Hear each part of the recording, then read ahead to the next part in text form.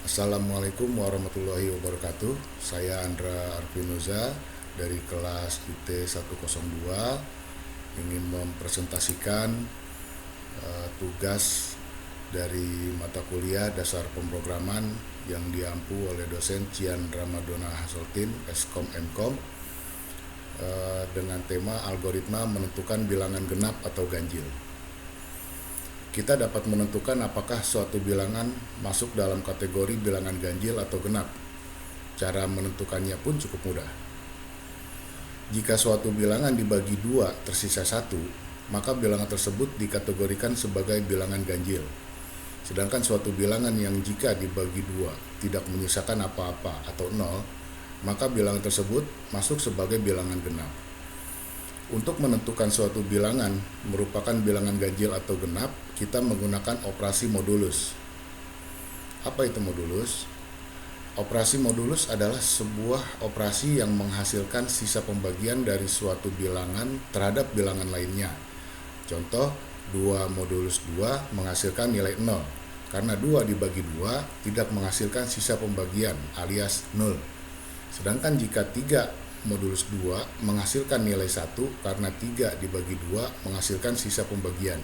Di dalam pemrograman operasi modulus menggunakan operator persen.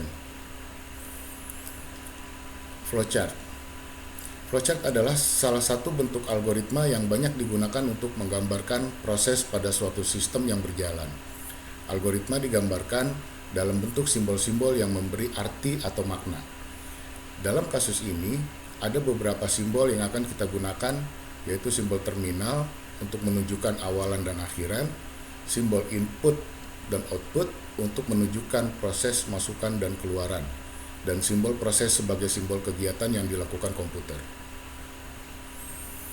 Algoritma menentukan bilangan ganjil dan genap.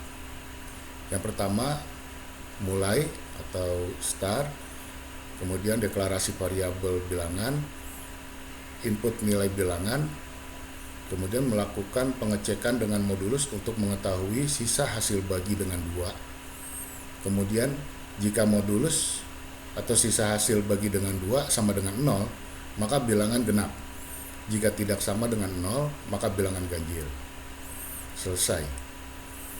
Nah, inilah gambaran struktur flowchartnya.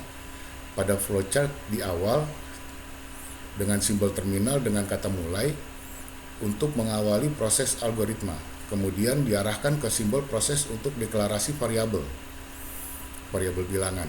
Selanjutnya ada simbol input di mana pengguna memasukkan nilai pada variabel bilangan, kemudian melakukan pengecekan dengan modulus untuk mengetahui sisa hasil bagi dengan 2. Nah, di sini terdapat percabangan dengan kondisi variabel bilangan modulus 2. Apakah menghasilkan nilai 0? Jika kondisi bernilai benar atau true, maka tampilkan kalimat bilangan genap dengan menggunakan simbol output. Begitu juga bernilai salah atau false, menampilkan kalimat bilangan ganjil. Proses akan mengarah pada simbol terminal selesai sebagai tanda berakhirnya proses. Terima kasih. Wassalamualaikum warahmatullahi wabarakatuh.